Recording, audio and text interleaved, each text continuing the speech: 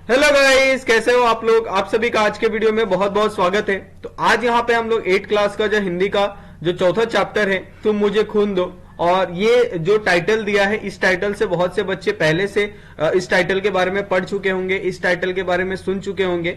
और ये जो टाइटल है ये फेमस जो डायलॉग है वो नेताजी सुभाष चंद्र बोस का है। ओके, तो यहाँ पे नेताजी सुभाष चंद्र बोस ने ये जो टाइटल है वो क्यों दिया था और ये क्यों कहा था कि तुम मुझे खून दो, तो इसके बारे में हम थोड़ा सी बात करते हैं। क्योंकि आपको पता है कि पहले जब हम लोग जंग लड़ रहे थे, अनेक जो हमारे दुश्मन पड़ोसी देश थे, तो उनके साथ ऐसा था कि उस टाइम पे जो हमारे पास जो फोर्सेस थी उनके पास जो आर्म वेपन होने चाहिए थे, जो टेक्नोलॉजी होनी चाहिए थे, वो सारी चीजें उस टाइम नहीं थी। ओके, तो ऐसा होता था कि अगर कोई सोल्जर घायल हो जाता है तो उस सोल्जर घायल होने की वजह से जो देश के अंदर जो लोग रह रहे हैं उनके ऊपर वो सीधा इंपैक्ट आता था। ओके, तो इसके लिए उन्होंने कहा कि सोल्जर का सबसे कीमती चीज क्या होता है कि वो घायल ना हो, अगर वो घायल हो रहा है तो वो जल्दी से रिकवर कर ले। ओके, तो इसके लिए जो नेताजी सुभाष चंद्र बोस थे उन्होंने एक मुहिम निकाली कि अगर हमें स्वतंत्रता पानी है तो हर एक इंसान को, हर एक इंडियन को अपना खून देना होगा,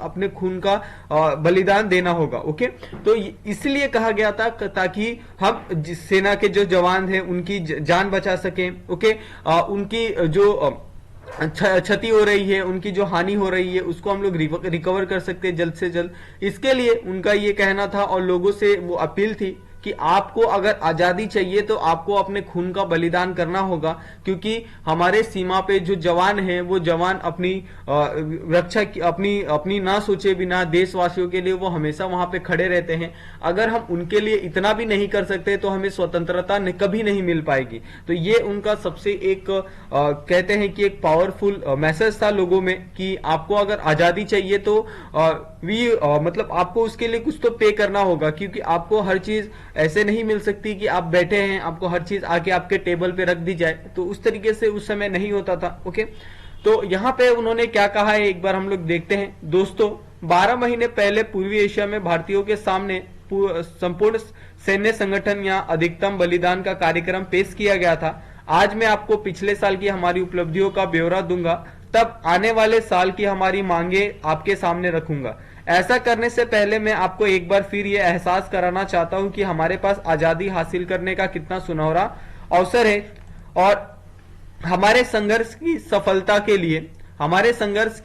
के लिए मैं अधिक आशावादी हूं, क्योंकि मैं केवल पूर्व एशिया के 30 लाख भारतीयों के प्रयासों पर निर्भर नहीं हूं।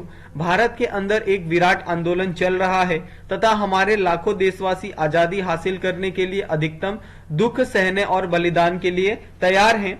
दुर्भाग्यवश सन 1857 के महान संघर्ष के बाद में से हमारे देशवासी निहस्ते हैं, जबकि दुश्मन हथियारों से लदा हुआ है। जैसा हमने आपको बताया था टाइटल के स्टार्टिंग में ही कि हमारे पास वैसे आम वेपन नहीं थे जिससे हम अच्छे से लड़ाई कर सके। सिर्फ हमारे पास जो चीजें थी हमको वो लिमिटेड सोर्सेस में, लिमिटेड रिसोर्सेस में, लिमिटेड वेपन में ही हमको लड़ाई लड़नी थी।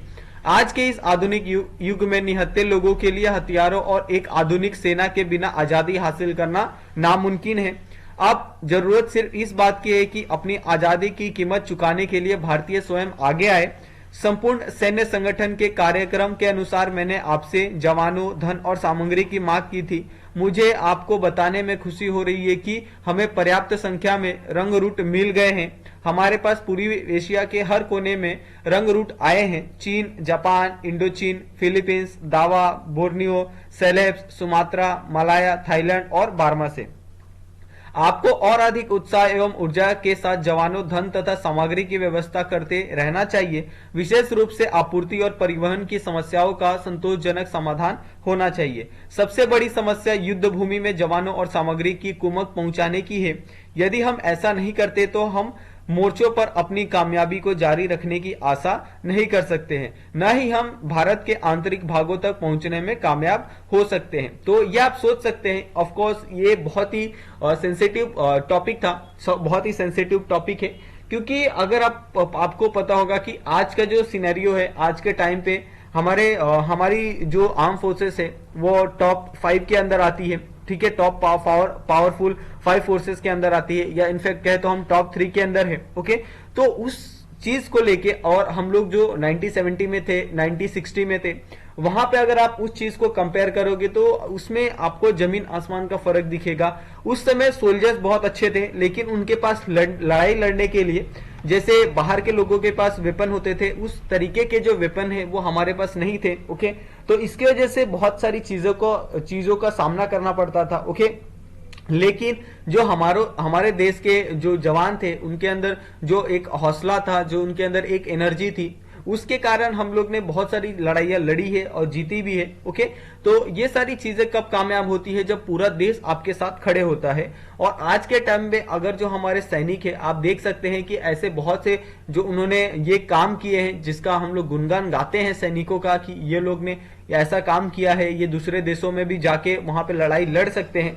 तो ऐसे सब चीजों कब होती है, जब आपका नेतृत्व अच्छा होता है, आपका लीडर अच्छा होता है, लोगों का सपोर्ट होता है भारतीय जवानों को। ओके, तो ये सारी चीजें यहाँ पे उन्होंने बताने की कोशिश की है। आप में मैं उन लोगों की जिन्होंने आजादी के बाद देश के लिए काम जारी रखना है, यह अब कभी नहीं भूलना चाहिए कि पूर्वी एशिया, विशेष रूप से बर्मा, हमारे स्वतंत्र संघर्ष का आधार है। यदि आधार मजबूत नहीं है तो हमारी लड़ाई सेनाएं कभी विजयी नहीं होगी। यदि रखिए कि यह एक तो हमारी लड़ाई सेनाएं कभी विजय नहीं होगी। संपूर्ण युद्ध है, केवल दो सेनाओं के बीच का युद्ध नहीं है। इसीलिए पिछले पूरे एक वर्ष से मैंने पूर्व में संपूर्ण सैन्य संगठन का इतना जोर दिया है। मेरे इस कहने के पीछे कि आप घरेलू मोर्चे पर और अधिक ध्यान दें, एक और भी कारण है।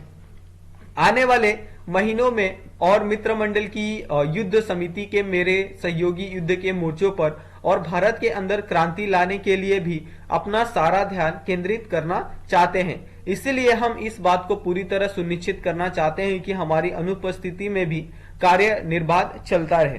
साथियों, एक वर्ष पहले जब मैंने आपके सामने कुछ मांगे रखी थी, तब मैंने कहा था कि यदि आप मुझे संपूर्ण सैन्य संगठन दे तो आपको एक दूसरा मोर्चा दूंगा।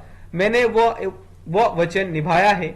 हमारे अभियान का पहला चरण पूर्ण हो गया है। हमारी विजयी सेनाओं ने निपियोनीन सेनाओं के साथ कंधे से कंधा मिलाकर शत्रु को पीछे धकेल दिया है और अब वे हमारी प्रिय मातृभूमि की पवित्र धरती पर बहादुरी से लड़ रहे हैं। अब जो काम हमारे सामने है पूरा करने के लिए, वो उसके लिए हम कमर कस ले।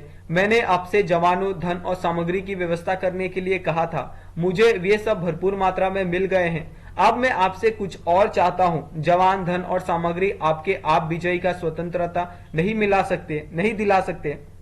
हमारे पास ऐसी प्रतीक शक्ति होनी चाहिए जो हमें बहादुर व न्यायोचित कार्यों के लिए प्रेरित करे। सिर्फ इस कारण की नहीं, अब विजय हमारी पहुंच में दिखाई देती है। आपका ये सोचना कि आप जीते जी भारत को स्वतंत्र देख ही पाएंगे, आपके लिए एक घातक गलती होगी।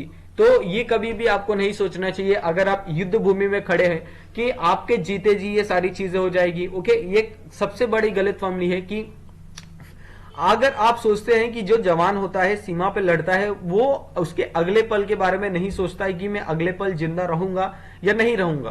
तो ये जो सुभाष चंद्र बोस थे, वो अपने स्वतंत्रता सेनानियों से ये कह रहे थे कि अगर आप ऐसा सोचते हो कि आपने सामान दिया है, आपने कपड़े दिए हैं, आपने खाने पीने का राशन दिया है, तो इसकी वजह से आपको विजय मिल जाएगी, आप जीत जाओगे, तो ये सबसे गलत चीज है आप सोच रहे हो। क्योंकि ऐसा बिल्कुल नहीं होने वाला है कि आपने सामान दे दिया है तो आप जीत गए। ओके, तो उसके लिए वो कहते हैं कि यहां मजबूत लोगों में से किसी के मन में स्वतंत्रता के मीठे फलों का आनंद लेने की इच्छा नहीं होनी चाहिए। एक लंबी लड़ाई अब भी हमारे सामने है। हमारी केवल एक ही इच्छा होनी चाहिए कि मरने की इच्छा, जिससे स्वतंत्रता की राह सदियों के लिए खून से बनाई जा सके। साथियों, स्वतंत्रता युद्ध के मेरे साथियों, आज मैं आपसे एक और चीज मांगता हूं। सबसे ऊपर मैं आपसे आपका खून मांगता हूं। यह खून ही उन खून को बदला हो लेगा जो शत्रु ने बहाया है। खून से ही आजादी की कीमत चुकाई जा सकती है। तुम मुझे खून दो और मैं तुमसे आजादी का वादा करता हूं। तो ये जो बोल थे जो हमारे सुभाष चंद्र बोस के, तो ये नेताजी सुभाष चंद्र बोस के जो बोल थे वो सच में एक्चुअल थे। क्योंकि अगर हम लोग वैसा नहीं करते तो आज हम लोग ऑफकोर्स वो आजाद नहीं हुए रहते। तो आपको ये हमेशा ध्यान रखना है कि अगर आपको कोई चीज चाहिए तो उसके लिए आपको ऑफकोर्स आपको कुछ ना कुछ पे करना होगा। तो ये सारी चीजें उस समय आपके खून से थी कि अगर आपको आजादी चाहिए तो आपको आजादी के लिए, आपको कभी भी मरने के लिए, आपको लड़ने के लिए, आपका खून बहाने के लिए हमेशा तत्पर तैयार रहना होगा। ओके, तो इस तरीके से यहाँ पे ये जो खूबसूरत सा चैप्टर है वो यहाँ पे खत्म होता है। अगर बच्चे लोग इसके अंदर आपको कोई डाउट होगा तो आप लोग मुझे कमेंट करके पूछ सकते हो, और इसका जो एक्सरसाइज है, एक्सरसाइज भी बहुत जल्दी अपलोड कर दूंगा। ओके, तो थैंक यू सो मच बच्चे लोग। प्लीज अगर आपको वीडियो अच्छा लगा हो तो वीडियो को लाइक कर लो और चैनल को सब्सक्राइब कर लो। थैंक यू सो मच बच्चे लोग, मिलते हैं हम लोग नेक्स्ट वीडियो में।